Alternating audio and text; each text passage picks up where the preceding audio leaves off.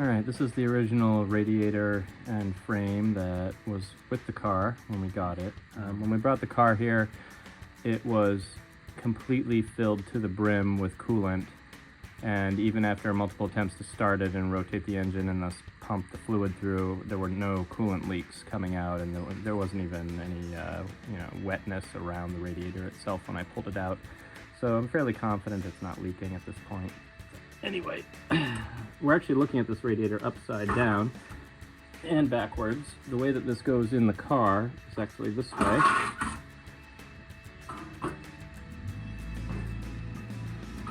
So ultimately where we're going with this is something like that. So we'll get this thing mounted in the frame and then we'll go ahead and put it in the car.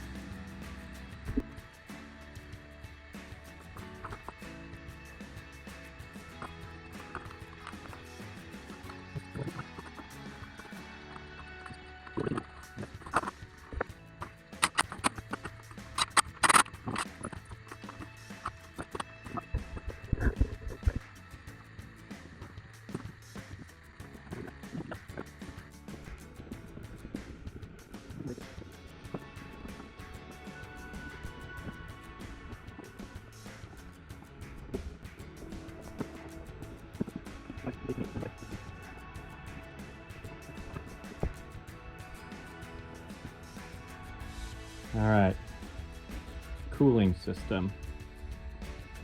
So we started off with the radiator, we cleaned that all up.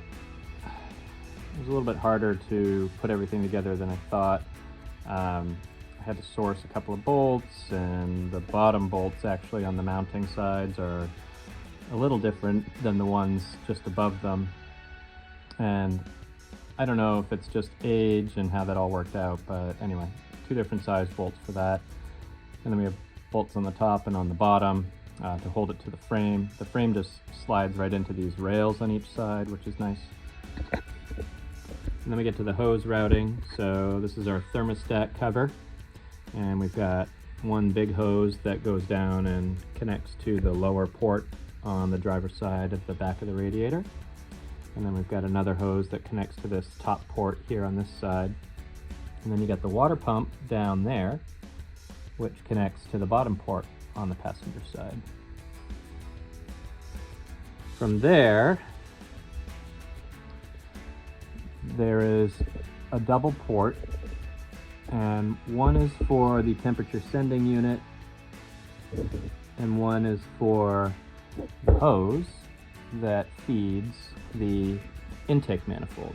So hot fluid comes out of the water pump, flows into the intake manifold, warms the air inside the intake manifold, and then it passes through the intake manifold and comes up to this little inline pipe here. This inline pipe has a diverter right here. Let's not worry about that just yet. So this inline pipe comes up and it hits this heater valve, and if the heater valve is open, hot fluid comes around and goes into the bottom of the heater box, and then it goes into the heater core. And we saw the heater core before, and it zigzags through the heater core and then zigzags back, and then it comes to this top, and then it comes down and it hits this metal pipe here, which has a divert on it. We won't worry about that for a second. So it hits this metal pipe here, which runs down along the engine block